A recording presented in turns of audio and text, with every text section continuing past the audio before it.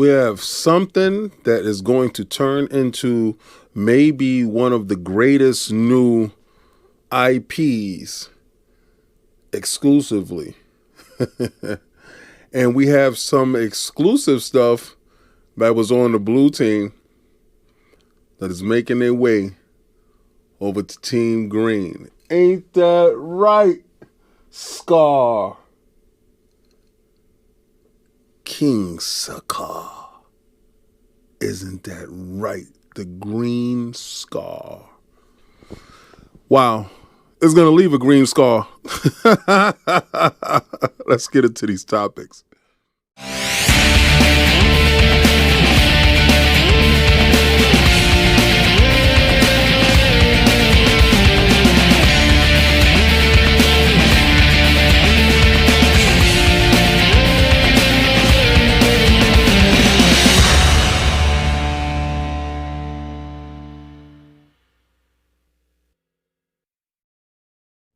Peace and blessings, and welcome back to Xbox Frontline News with your boy, the King.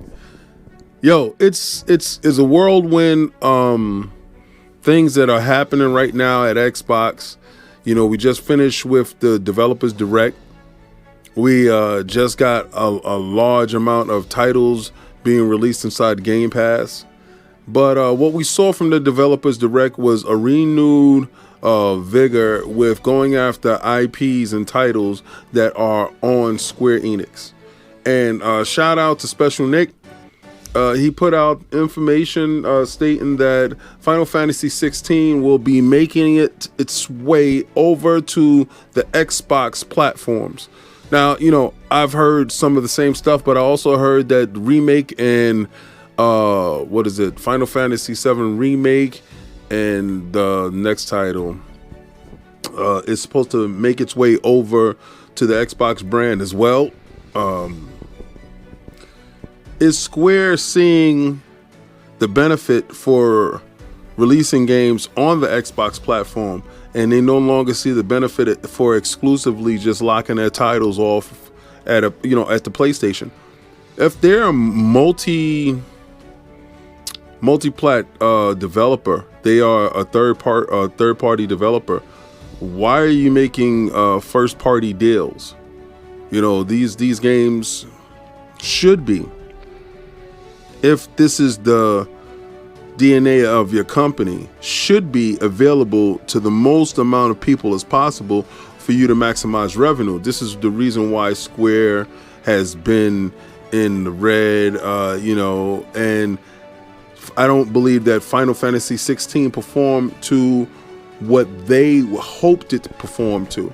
So when you see stuff like Vision of Mana coming over to the Xbox platform day and date, and you see them releasing titles like Final Fantasy 14, that's a changing. You know, you have a new CEO there. That's a changing.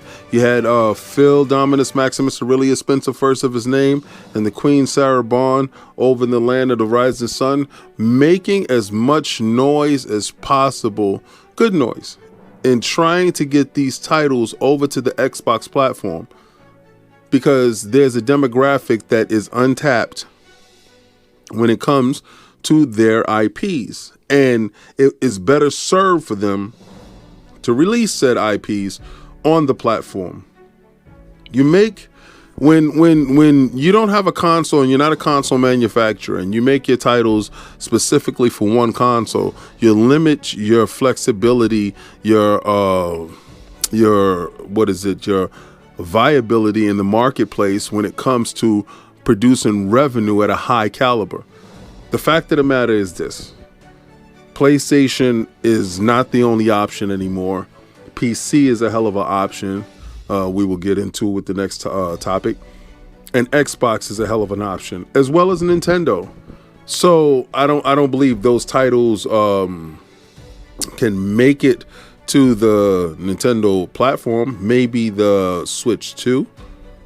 But also, if they're streaming, those games can make it over. So I truly expect Xbox and Square to have a larger role together, quite possibly even acquisition. I believe that if Square was to be acquired by Microsoft, the money woes would definitely go away. And the fact of the matter is they would keep them multi-plat, but those games would be ensured to come over to the Xbox platform. You know, the same way that they're doing Activision. Activision, I believe, is going to stay multi-plat when it comes to the Xbox platform because their games are from that DNA. And Microsoft purchased them to maintain revenue, not to, you know, exclude revenue. Now, maybe you have some new IPs that make sense to only be launched on the Xbox platform. That would make sense. But those IPs that are notoriously multi-plat, let them remain multi-plat so you can continue that revenue stream. And you can show the, you know, the FTC and the CMA and all these other guys, all these alphabet bodies, that you don't intend to remove games from other platforms. You just choose to enhance it. But at the same time, we will keep the boot on Kong's neck this whole generation. Hashtag no PlayStation 6. You know how we do it over here. You thought you was going to get away, but you didn't. Well, you see what's playing in the background. The world knows what's playing. This game has set records on Steam with a higher user count than Elden Ring and Cyberpunk. This game has taken the world by storm, and it's a console Xbox exclusive. This is the time where the checkbooks need to be out because the game has sold 4 million in I don't know how many days. This is kind of crazy. Now, full disclosure, I played the game. Frame rate made me almost upchuck. But this is a preview. Is releasing inside Game Pass, and it's a preview. We're talking about PalWorld. And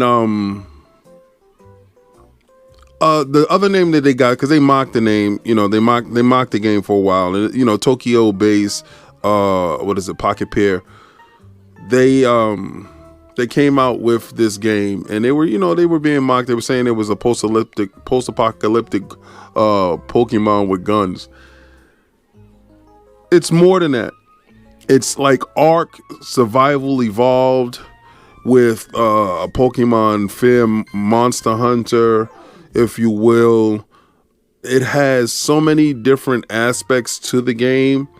Like when you're playing it, it looks like when you shoot the characters. Remember how Anthem had that hit or Division? The way those games hit the hitbox. The game is a culmination of a whole bunch of other games. But what makes this more intriguing is the fact that the company hasn't released, to the best of my knowledge, any of their previous games on the PlayStation platform. And, you know, you had a lot of poor begging ponies out here begging for, oh, you know, the PlayStation version is on the way. And you had the developers come out, you know, just to tell you, no, it's not. You know, that's not it. You know, if we work with them in the future, it's whatever. Listen, this is the type of game that Microsoft needs to jump on board now to help them financially, however it gets it across the line. Because remember, it's in preview. You want the finished copy of this game on your platform for years to come. You wanted a mainstay inside Game Pass. And I believe purchasing the said company and have them work on this game, give them more staff, help them achieve, make this as large as its compared to competitor, which is Pokemon. If you wanted something that was like a Nintendo title, then you have it. You know, this took me back to Blue Dragon. I love those colorful games on the Xbox platform because I want the Xbox platform to show the diversity that it does have.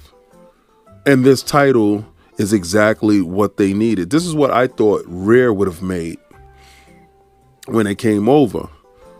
And, you know, yeah, they made Sea of Thieves. Okay, great. That's a fantastic game. That's no lie. But what I wanted was, I wanted something like this. I wanted PalWorld, and Microsoft just needs to, open up the checkbook. They're still in acquisition season. This game is a phenomenal game, and it's one to watch because it has everybody, even Lord Attic. Lord Attic has been playing that game heavy.